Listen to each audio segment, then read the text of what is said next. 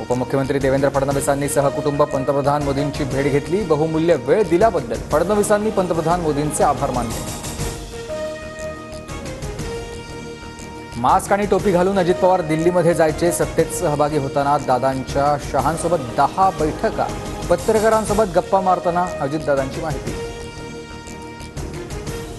महाराष्ट्राबाबतचं कपट कधीपासून सुरू होतं हे आता कळू लागलंय। अजितदादा आणि शहांसोबतच्या छुप्या बैठकीवरून राऊतांचा टोला। सरकार नीट सुरू असताना शिळ्या कढीला ऊत देण्याचं कारण नाही। अजितदादा शहांच्या छुप्या बैठकांवर प्रवीण दरेकरांची प्रतिक्रिया। महायुतीच्या जागा वाटपाचा निर्णय जवळपास निश्चित। आम्ही सन्मानजनक जागा लढणार। अजित पवारांची माहिती। महायुतीत अजित पवारांना 20 ते 22 जागा सन्मानजनक वाटत असतील तर तो त्यांचा विषय। रोहित पवारांचा अजित पवारांना टोला। ईडी कारवाईपासून वाचण्यासाठी फडणवीसांची समित कदम नावाच्या व्यक्तीकडून ऑफर। माझ्याकडे समित सोबतच्या भेटीचे व्हिडिओ। अनिल देशमुखांची टाइम्स ऑफ इंडियाला माहिती। अनिल देशमुखांनी बोलावलं होतं म्हणून मी त्यांच्या घरी गेलो होतो। त्यांनी मदत करण्याची विनंती केली। त्यांच्याशी फडणवीसांचा संबंध नाही। समित कदम यांची प्रतिक्रिया। देशमुख खोटे नॅरेटिव्ह सेट करत आहेत। देशमुखांनी पुरावे दिल्यानंतर माझ्याकडे क्लिप्स उघड करेन। फडणवीसांची टाइम्स ऑफ इंडियाला प्रतिक्रिया।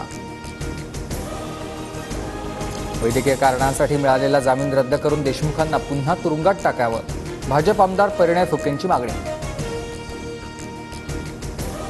अनिल देशमुख नवीन स्टोरी लिहित आहेत। जेलमधून येऊन इतके दिवस झाले, देशमुख आत्ताच का बोलत आहेत?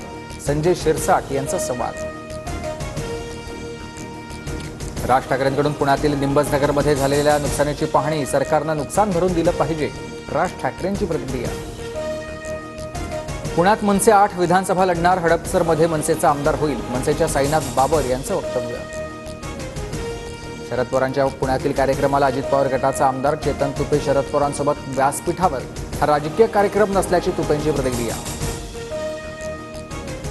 प्रतिनिधींना एखादी गोष्ट मान्य असते पण जरांगेंना मान्य नसते, त्यामुळे सर्वपक्षीय बैठकीला जरांगेंनी यावं। चंद्रकांत पाटलांचं वक्तव्य।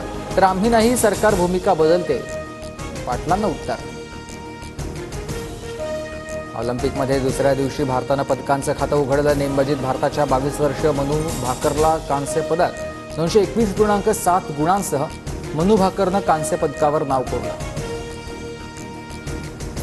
चंद्रपूरमधील झरपट नदीला पुराच्या पाण्यात कार वाहून जातानाची दृश्य कॅमेऱ्यात कैद। सुदैवानं कारमधील दोघांचाही जीव वाचला। नागपुरातील चिखलापार गावातील पुलावरून ट्रक वाहून गेला। ट्रकमध्ये 2 जण असल्याची गावकऱ्यांची माहिती। वाहून गेलेल्या ट्रकचा शोध सुरू। पुण्यातील पानशेत धरण 95% भरलं। धरणातून मुळा नदी 7,688 क्युसेकनं विसर्ग सुरू। जलसंपदा विभागाकडून नदीकाठच्या नागरिकांना सतर्कतेचा इशारा। नांदेड जिल्ह्यातले विष्णुपुरी धरण 93% भरलं। धरणामधून 15,297 क्युसेकनं गोदावरी नदीत विसर्ग सुरू। प्रशासनाकडून नागरिकांना सतर्कतेच्या सूचना। भंडारातील खातरोड मार्गावर अनेक दुकानांमध्ये आणि घरांमध्ये पावसाचं पाणी। रस्त्यावर पाणी साचलं। वाहतुकीवर परिणाम।